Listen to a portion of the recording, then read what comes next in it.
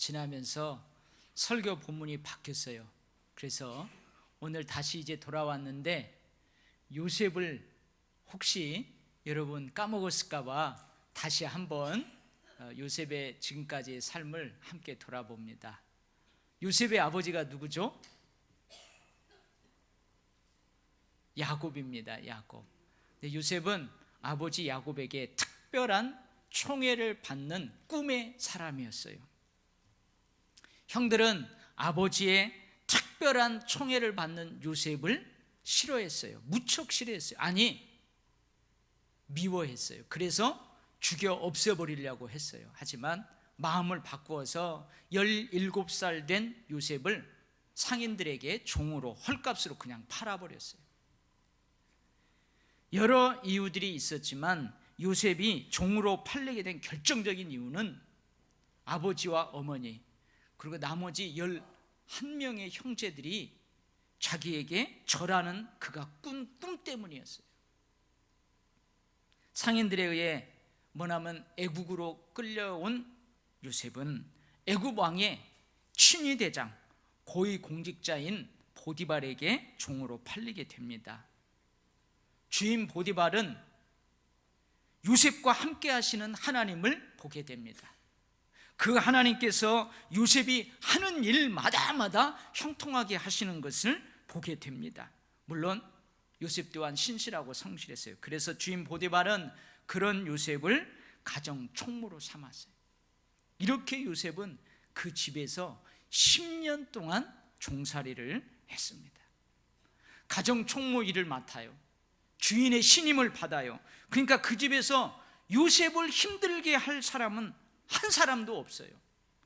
근데 딱 한 사람이 요셉을 힘들게 합니다. 요셉이 잘생겼거든요. 용모가 빼어나거든요. 그러니까 자꾸 요셉과 한번 자자는 거예요. 요셉을 한번 자자고 꼬드기는 주인 보디발의 아내가 그렇게 요셉을 힘들게 했어요. 그러나 요셉은 결코 그럴 수 없었어요. 그것은 자기 자신을 철저하게 믿어주는 주인을 배반하는 것이었고 또한 하나님 앞에 큰 죄를 짓는 일이었기 때문에 그래요. 그래서 결국 주인 보디발의 아내가 이 요셉이 자기를 성폭행했다고 모함을 해요. 그래서 요셉은 왕의 죄수들만 갇히는 특별 감옥에 갇혀서 3년간 옥살이를 하게 됩니다. 비록 억울한 옥살이였지만 요셉은 그 감옥에서도 간수장에게 총애를 받게 돼요. 그 간수장이 감옥의 재반 사무를 요셉에 다 맡기고 간섭을 하지 않아요. 요셉은 그 3년간의 옥살이를 하는 동안 모든 죄수들을 잘 섬겼어요. 이 감옥에서 요셉은 특별한 죄수 2사람을 만나게 돼요. 여러분이 아는 것처럼 애굽 왕의 떡 굽는 관원장, 애굽 왕의 술 맡은 관원장, 이 2사람 다 고위 공직자예요. 근데 이들이 감옥에서 같은 날 꿈을 꿔요. 그리고 꿈의 사람인 요셉은 이들의 꿈을 정확하게 해석해 주었어요. 요셉의 해석대로 떡 굽는 관원장은 3일 후에 죽어요. 술 맡은 관원장은 3일 후에 복직돼요. 복직되면 요셉을 기억하고 왕에게 요셉의 억울함을 호소해가지고 감옥에서 좀 건져달라는 그 요셉의 간청을 이 복직된 술 맡은 관원장이 까맣게 잊어버려요. 그러나 애굽 왕이 한 꿈을 꾸게 되고 그 꿈을 어느 누구도 해석하지 못하자 왕의 최측근인 술 맡은 관원장이 그제서야 요셉을 기억합니다. 애굽 왕은 특별 감옥으로 신하를 보내어 요셉을 왕궁으로 불러들였어요. 요셉은 왕이 연이어 비슷하게 꾼 꿈이 동일한 의미의 꿈입니다. 하나님께서 하실 일을 왕에게 확실하게 보여주신 것입니다. 이렇게 꿈을 해석해 줘요. 뿐만 아니라 꿈대로 일어날 일들에 대한 대안까지 제시를 합니다. 애굽의 왕과 그의 모든 신하들이 요셉의 꿈 해석뿐만 아니라 조언하는 대안에 대해서도 모두가 흡족해해요. 그들은 요셉을 비범한 사람으로 인정을 하래요. 이와 같이 하나님의 영에 감동된 사람을 우리가 어찌 찾을 수 있으리요? 하나님이 이 모든 것을 너에게 보이셨으니 너와 같이 명철하고 지혜 있는 자가 없도다. 명철하고 지혜로운 자가 요셉인데요, 이 명철과 지혜는 어디에서 나오느냐? 그 안에 늘 자정에 계시는 성령 하나님의 영에 의해서 나온다 이거예요. 요셉을 이렇게 비범한 사람으로 인정한 왕은 요셉을 애굽의 총리로 세워요. 어떻게 합니까? 왕이 끼고 있는 그 인장 반지를 빼어가지고요, 요셉의 손가락에 끼워줘요. 이 인장 반지는 뭐냐? 왕명을 내린 다음에 이게 왕명이 확실하다는 것을, 그걸 확인하는 도장을, 이 도장을 찍는 거예요. 이것을 요셉에게 빼어서 요셉의 손가락에 끼워줘요. 왕이 입는 그 세마포 옷을 입히고 금사슬을 목에 걸어줘요. 여러분, 가끔 모세라는 영화 보면은요, 그때 이집트, 애굽의 그 왕들, 왕자들 보면 막 금사슬을 여기다 이렇게 하잖아요. 그리고 왕만이 탈 수 있는 수레에 태우고 요셉이 지나갈 때에 모든 백성들이 다 엎드리게 합니다. 여러분, 가만히 생각해 보세요. 이 왕이 연거푸 꾼 그 꿈, 요셉이 해석한 그 꿈, 그 꿈에서 본 일들이 지금 일어났어요? 일어나지 않았어요? 아직 안 일어났어요. 그런데도 왕은 요셉을 신뢰해요. 애굽 온 땅에서 요셉, 너의 허락이 없이는 수족을 돌릴 자가 없으리라. 내 백성이 다 요셉 너의 명령에 복종하리니 내가 너보다 높은 것은 내 왕자뿐이니라. 꿈의 사람 요셉은 꿈 때문에 종으로 팔렸어요. 그리고 또한 꿈 때문에 한 나라의 총리가 됩니다. 이때 요셉의 나이가 몇 살이라고요? 30살. 그러면 이후 요셉은 몇 살이나 더 살았을 것 같아요? 요셉이요, 80년을 더 살아요.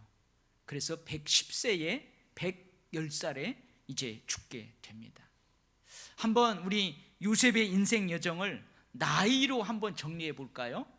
자, 17살 때까지는 아버지의 총애를 받으면서 형들하고는 다르게 진짜 귀공자로 잘 자랐어요. 근데 17살에 종으로 팔려가요. 그리고 13년간을 고생해요. 13년간을 고생해요. 그리고 30살에 한 나라의 총리가 돼요. 이후 권력과 부와 영광을 누리면서 80년을 1인지하 만인지상의 삶을 살아요. 여러분, 어떻습니까? 13대 80. 이게 뭔 말이에요? 13대 80. 13년 동안 고생하고 출세해가지고요, 80년을 권력과 부귀 영광을 누리면서 살아요. 여러분, 이렇게 살 수 있다면 여러분은 13년 동안 고생할래요? 예? 고생할래요? 10년 동안 종살이 할래요? 3년 동안 억울하게 감옥에 갇혀서 3년간 옥살이 할래요? 대답을 잘 안 하시잖아요. 반대로 80년을 고생하다가 출세해가지고 겨우 13년을 권력과 부와 영광을 누려요. 그렇게 살아요. 여러분, 그렇게 살 수 있다면 여러분은 고생하면서 사는 80년을 기꺼이 살아낼래요? 아니요?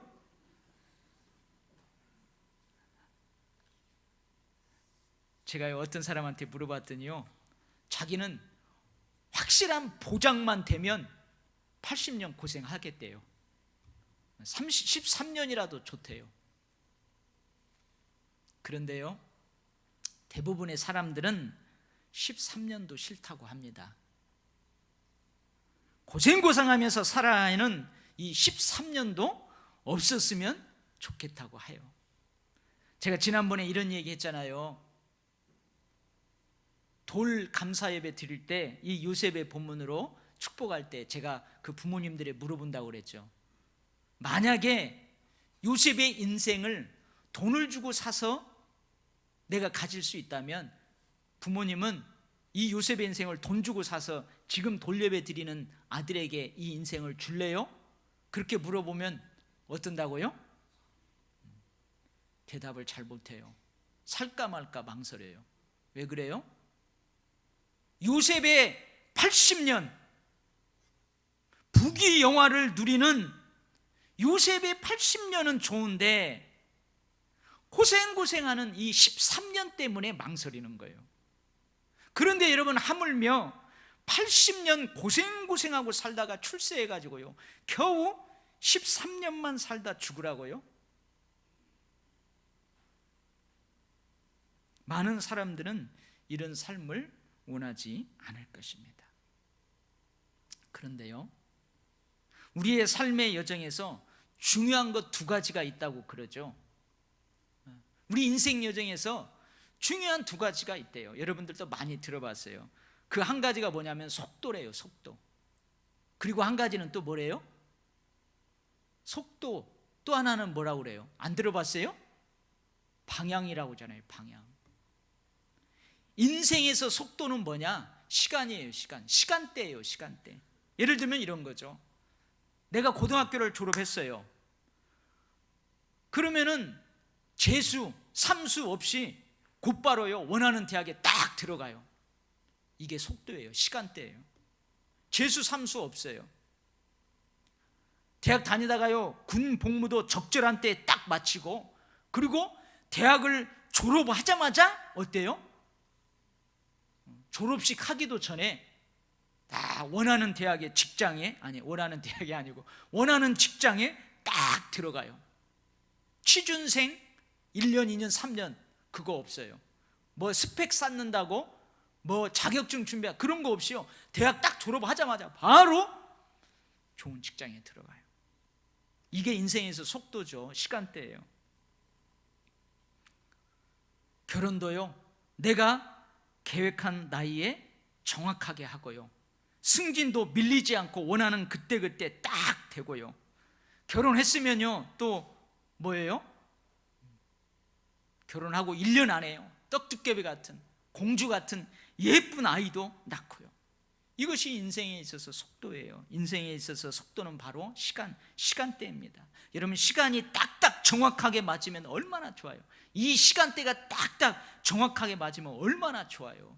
할렐루야. 여기 재수 안 해보신 분들 손 들어봐요. 자기가 지금까지 살아오면서 이렇게 시간대가 딱딱 맞은 사람 손 들어봐요. 그렇게 많지 않아요.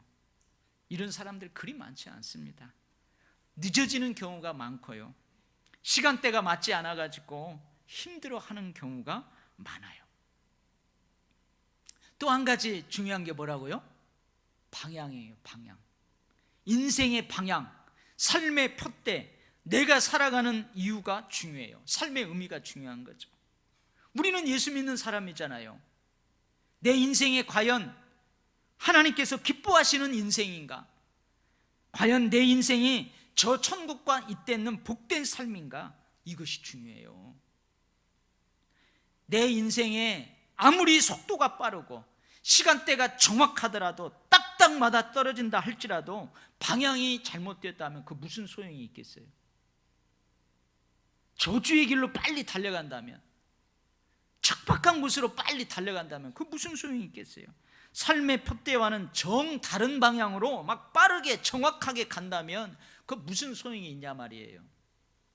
하나님을 욕되게 하는 삶, 하나님의 영광을 가리는 삶, 예수 믿는 사람으로서 결코 예수님을 기쁘게 하지 못하는 그런 삶으로 막 빠르게 정확하게 간다면 여러분, 그거 무슨 소용이 있겠냐고요. 저 천국, 하나님 나라하고는 전혀 상관없는 방향으로 오히려 지옥으로 막 빠르게 정확하게 막 달려간다면 그 무슨 소용이 있겠느냐 그 말이죠. 그래서 우리 인생에서 속도도 중요하지만 방향은 더욱더 중요하다 그러는 거예요. 할렐루야. 좀 늦더라도 방향이 정확하다면 좀 늦으면 어떻습니까? 아멘? 아멘 안 하시구만. 욕심들이 많아야 돼요. 그래야 하나님이 축복해 주세요. 여러분 시간대가 좀 딱딱 맞지 않아서 좀 돌아가고 좀 더 참아야 하고 좀 더 기다려야 하더라도 방향이 정확하다면 좀 돌아가면 어땠습니까? 목표가 바르게 설정되어 있다면 좀 더 참고 좀 더 기다리면 어떻습니까? 할렐루야. 물론 속도도 빠르고요, 시간대도 딱딱 맞아 떨어지고 방향도 바르다면 금상첨화죠. 정말로 비단길 위에다가요 꽃을 뿌려놓는 것 같은 그런 일이죠. 그런데 인생에서 속도 방향 못지않게 중요한 거 한 가지가 더 있어요. 아무도 이런 얘기 안 했어요. 제가 최초로 합니다. 이제 학계에서 인정을 받을 수 있을지 어떨지 모르지만요, 속도 방향 그보다 그것과 함께 더욱더 중요한 것이 있는데 그것은요 흐름이에요. 흐름. 출퇴근 시간에 운전하다가 가끔 이런 말을 하는 사람이 있어요. 아니 운전도 못하면서 집에나 있지, 전철을 타든지 버스를 타든지 이렇게 바쁜 때 나와가지고 말이야, 당신 장롱면허야? 이런 말을 듣는 사람들 대부분 뭐예요? 교통의 흐름을 잘 못하는 사람들이에요. 그 사람 한 사람 때문에 뒤 차가 쫙 밀려요. 흐름을 못하면 그렇다는 거죠. 추월 차선으로 달리다가도요 어느 때에는요 빠르게 주행 차선으로 비켜줘야 돼요. 주행 차선으로 달리다가도 어느 순간 추월 차선으로 달려가지고 추월해서 가야 돼요. 모두가 천천히 갈 수밖에 없을 때는요 나도 그 흐름을 타야 천천히 가는 중에서라도 그나마 막히지 않고 흐름대로 쭉 가는 거예요. 빠르게 달려야 할 때는요 나도 그 흐름을 타고 빠르게 달려야 해요. 아니면 바깥 차선으로 비켜주든지 그렇게 해야 돼요. 이것이 뭐라고요? 흐름을 잘 타는 거예요. 교통의 흐름을 잘 타는 거예요. 특별히 택시 운전을 하시는 분들, 이 흐름을 잘못하는 사람들이 있으면 뒤에서 어떻게 해요? 막 내가 종살이를 해야만 된다면 요셉처럼 종살이를 잘 하면 돼요. 아멘? 여러분 그것이 흐름을 잘 타는 거예요. 그렇게 하면요 비록 종살이이지만 가정 총무가 돼요. 내가 모함으로 어쩔 수 없이 감옥살이를 해야만 된다면 여러분 요셉처럼 감옥살이 잘 하면 돼요. 아멘? 그 흐름을 잘 타면 비록 감옥살이이지만 여러분 간수장의 간섭을 받지 않고 재반 업무를요 다 맡아가지고 죄수를 섬기게 돼요. 내가요 대학에 떨어졌어요. 재수를 해야만 돼요. 그러면 어떻게 하면 돼요? 재수를 성실하게 최선을 다해서 하면 되는 거예요. 이것이 인생의 흐름을 타는 거예요. 근데 여러분 내가 재수 없어가지고 말해, 내가 몇 개 잘못 찍어가지고 대학을 떨어져가지고 막 한탄하면서요 술이나 호박 처마시고 담배 빡빡 피고 이제 갓 고등학교 졸업한 애가 그러면서 인생 비관하고 이러면 그러면요 그거 인생 그 흐름을 잘못하는 거예요. 여러분 나와 함께 멍에를 메고 나의 인생의 동반자 동행자가 되어주시는 주님께서 야야 잠시 천천히 저쪽으로 가자 하시면 어떻게 해요? 그 흐름을 타면 되는 거예요. 주님하고 멍에를 같이 맺잖아요. 주님이 가자는데 그 흐름을 타면은 되는 거예요. 때로는요 주님이 야야 조금 빨리빨리 이번엔 저쪽으로 가자, 야야 조금 잠시 쉬어가자 하면 나는 그 흐름을 잘 타면 되는 거예요. 그러면은 여러분 인생의 멍에가 쉬워요. 인생의 짐이 가벼워요. 그러나 그 흐름을 잘 타지 못하면 인생의 멍에는요 참으로 더욱더 어렵게 느껴져요. 그 인생의 멍해가 어려워서 어려운 게 아니고 어렵게, 더욱더 어렵게 느껴져요. 그 인생의 짐이요, 아무리 가벼워도요, 그 흐름을 타지 못하면 참으로 더욱더 무겁고 무겁게 느껴져요. 할렐루야. 여러분, 이런 믿음을 소유할 수 있기를 축복합니다. 여러분, 인생은요, 속도, 방향, 그리고 흐름이 중요해요. 자, 이제 요셉이 출세했어요. 오늘날에 30살에 국무총리가 된다면, 여러분, 이거 엄청 빠르게 출세한 사람 맞죠? 여러분, 국무총리 몇 살이나 돼야 됩니까? 30살에 국무총리가 됐어요. 엄청나게 빠르게 출세한 사람이에요. 근데 110살까지 살게 되는 요셉의 인생을 생각하면 아마도 그 당시에도 30살에 총리가 되는 것은 좀 빠른 출세가 아닐까 생각이 돼요. 요셉이요, 총리가 되자 결혼도 하게 돼요. 애굽 왕이 비범한 요셉에게 평범하지 않은 특별한 가정의 딸을 아내로 삼게 했어요. 애굽에서 명문 집안의 딸인 아스낫을 아내로 삼게 했어요. 그야말로 권력과 명예와 부를 한꺼번에 얻게 되었어요. 할렐루야. 자, 그러면 어떻습니까? 요셉 허락이 없이는요, 수족을 놀릴 자가 애굽 땅에는 없어요. 이것은요, 엄청난 권력이고 엄청난 힘이에요. 요셉에게 이러한 엄청난 권력과 힘이 주어졌어요. 무슨 생각이 들까요? 나를 모함해서 억울하게 감옥살이를 하게 한 누가 생각나요? 저 보디발의 아내가 생각납니다. 아니, 그렇다고 정확하게 조사도 해보지 않고 아내 말만 듣고 나를 너무나 쉽게 감옥에 쳐넣은 저 보디발이 생각나지 않을까요? 복직이 되었어요. 감옥에 있을 때는요, 애굽의 도움이 요셉의 도움이 절실했거든요. 근데 지금은 복직이 됐단 말이에요. 애굽의 도움이 요셉의 도움이 필요 없어요. 오히려 요셉은 자기 인생의 부끄러운 시절에 있었던 기억이에요. 그거 지우고 싶은 거예요. 그래서 술 맡은 관원장은 요셉을 지워버렸어요. 요셉의 부탁을 마음에 두지도 않았어요. 이놈 괘씸하잖아요. 그리고 지금은요, 친위대장 보디발도 술 맡은 관원장도 모두 자기 수하에 있어요. 자기 밑에 있다고요. 자신의 말 한마디면 이리 될 수도 있고 저리 될 수도 있어요. 왕의 인장반지가 어디에 있어요? 지금 요셉의 손가락에 있다고요. 여러분 같으면 어떡할래요? 아주 통쾌하게 보복하고 싶지 않습니까? 제가 누구에게 물어봤더니 다른 것은 용서가 돼도 저 보디발의 아내는 용서가 안 된대요. 여러분 어때요? 통쾌하게 보복하고 싶지 않아요?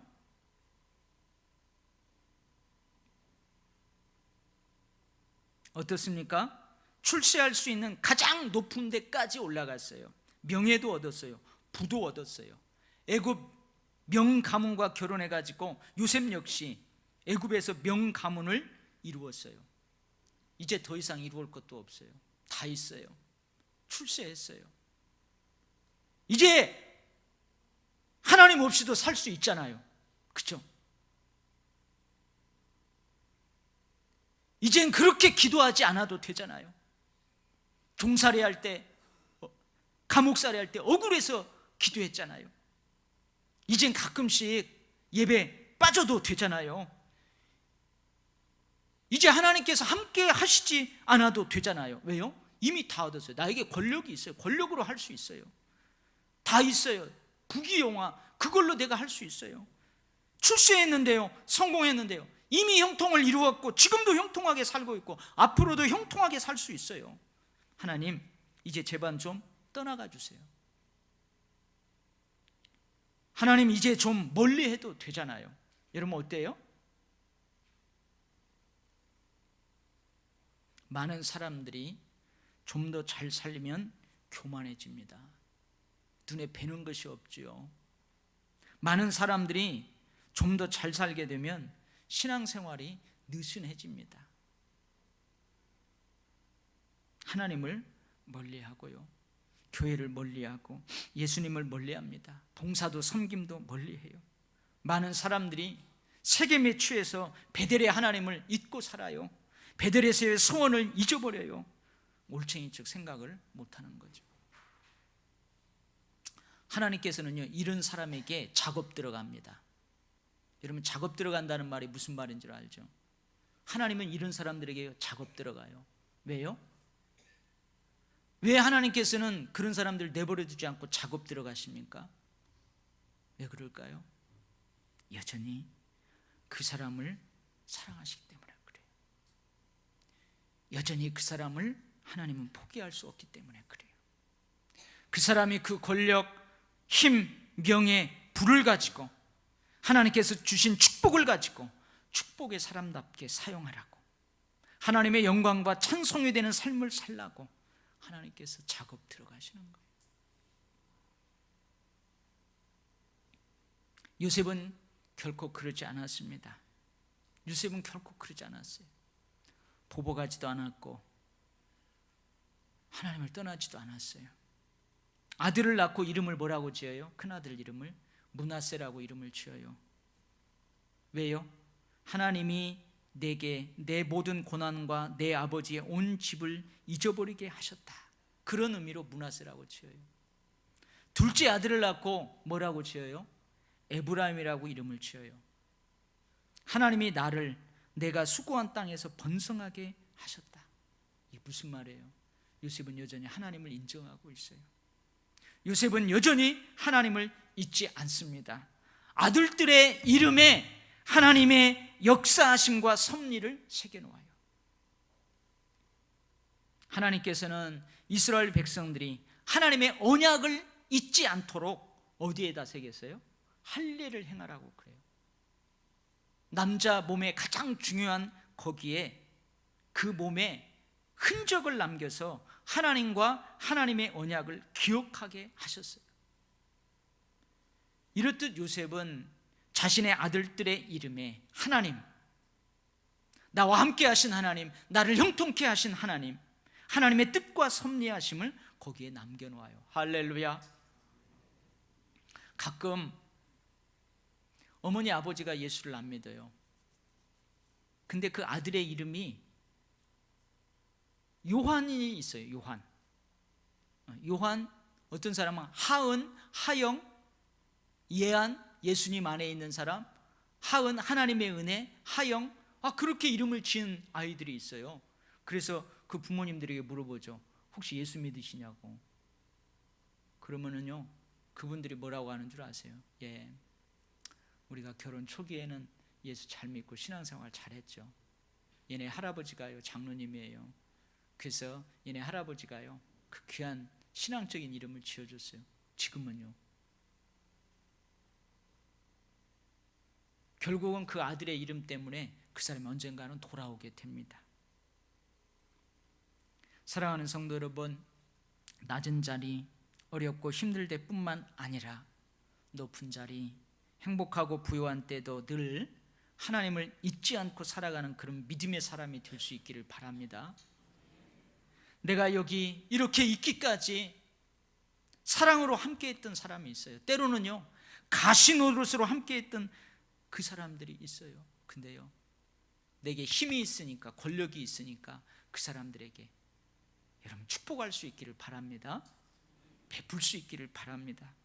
봉사와 섬김, 충성의 삶, 예배적인 삶으로 여러분 신앙생활을 더 잘할 수 있기를 주의 이름으로 축복합니다. 아멘. 기도하겠어요. 하나님 아버지, 13대 80, 아니 80대 13, 우리의 인생이 어떠하든지, 속도가 시간대가 어찌하든지 표대가 방향이 잘 설정되어 있고 멍에를 메고 우리와 동행하시는 그 주님의 그 발걸음의 흐름을 잘 타면 우리도 요셉처럼 축복받는 인생 살아가게 될 줄 믿습니다.